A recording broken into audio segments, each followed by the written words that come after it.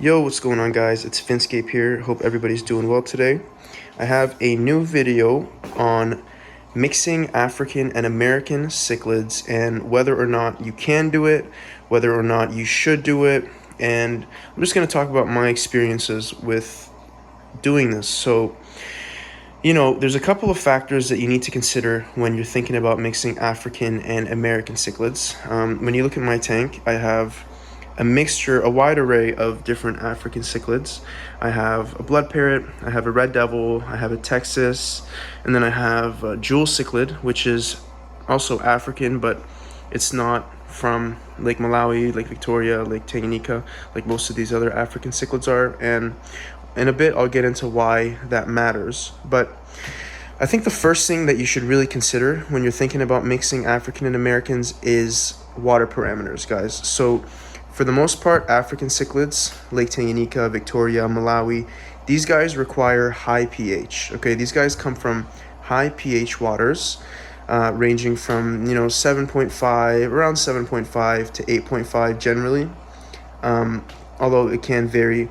But for the most part, American cichlids don't require such high pHs. They come from, for example, South American cichlids generally are in more acidic pHs, around 6.5, and then Central American cichlids, like for example the red devil, is kind of between around neutral. So these guys do inherently come from different water parameters, but at the same time, these guys aren't wild-caught fish. Unless you're buying wild-caught fish, they're not going to be coming from their exact parameters, right?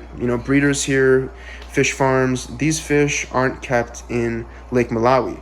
They were brought up in the aquarium trade, and they're generally coming up around neutral pH. The fish stores, they don't add pH buffer to their aquariums, right? So when you put, let's say, a red devil in an African tank that has a pH of 7.5, or let's say 8, it's not necessarily going to be detrimental, because it's not like that fish grew up in the waters of, forget the lake exactly, Lake Nicaragua. Anyway, you get the point.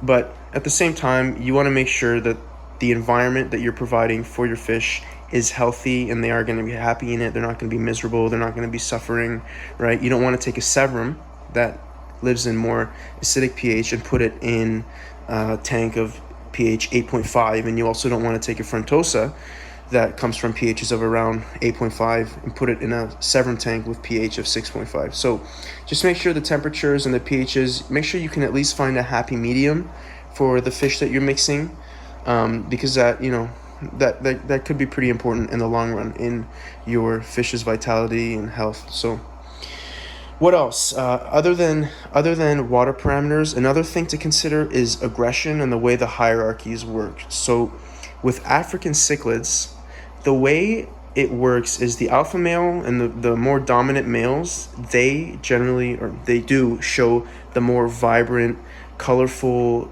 and powerful display of colors, right? Like the tank boss here is this Taiwan reef, and you can see he looks pretty damn good. He's very colored up. And then you can see that this OB here is very colored down. And the reason for that is this OB just realized after about a week or less of being in this tank that, hey, I'm not that dominant. I don't need so much attention on me. I don't need to get challenged. I'm not here to challenge anybody because I can't compete with them. So he colored down, and this Taiwan reef is an alpha male. He's a good size, he said, and he has an aggressive personality. So he said, hey, I'm the boss of this tank. I'm taking over. I'm going to display full colors, and I'm not going to let anybody challenge me. And if they do challenge me, I'm going to put them in their place. So African cichlids have this mechanism of suppressing colors and displaying colors to demonstrate dominance. And American cichlids don't have this, and this can cause problems. Like the Texas cichlid, just to give you an example, the Texas has a very, very vibrant and unique and gorgeous display of colors with green spots and whatnot, right?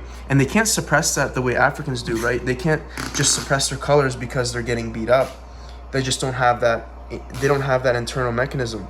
And so because of this, you might get American cichlid that really gets beat up and punished by the more dominant African cichlids in your tank because the Africans think that they are being challenged because of the display of colors that the American cichlid is showing, whereas in reality they're not getting challenged. This is just the physical makeup of the American fish. They just can't suppress it. So it's important to take that into consideration. To give you an example from my experience, I used to have a green Texas cichlid, a smaller one, in another tank, not this one. And one day I came home and he was on his side. He was dying, and he did end up dying. And everybody was poking at him. All the African cichlids around him were poking at him, biting him. And I felt really bad. And I tried to think what could have happened here, you know. And what I personally think happened is, you know, it could have been that I was overfeeding and whatnot. But what I really think happened was that because he had such vibrant colors in my tank, the Africans saw that as they were being challenged, and they all kind of ganged up on him and they took him down. So you really gotta take all these things into consideration, because at the end of the day, fish are, you know, they're animals and they don't have any choice of where they go. You choose, you decide. When you buy a fish, you're deciding where they go. You're putting them in your home, and they really don't have a say in the matter. So it's up to you to make sure you're providing a adequate home and environment for them. Okay. So and also on the topic of aggression, one tip that I can give is the fish that is generally the species that is found to be more aggressive, for example, red devil, make sure that the red devil that you're getting or putting in your tank is going to be smaller than the African cichlids. Or let's say, you know, you're adding a South or Central American cichlid that's not known to be as aggressive as the Africans. Get one that's bigger than the African cichlids in your tank, so that you try to mitigate that aggression and don't have the weaker, less aggressive fish get outpowered by a bigger one that's more aggressive. Okay. So as somebody who is actively mixing African and American cichlids, would I recommend it? No, I would not recommend it, but it has worked for me in this tank. It's not going to work for everybody. It hasn't worked for me in the past, but with these fish that I have here, it is working at the moment. With my red devil, my blood parrot, my Texas, and my Africans. I also have a jewel, which isn't the standard African cichlid, I guess, that most people think of. I wouldn't recommend it because it could cause trouble, it could cause headaches, and it might just not be worth it in the end. But I have done it. You can do it. Should you? Probably not, but you can sometimes, and it can work.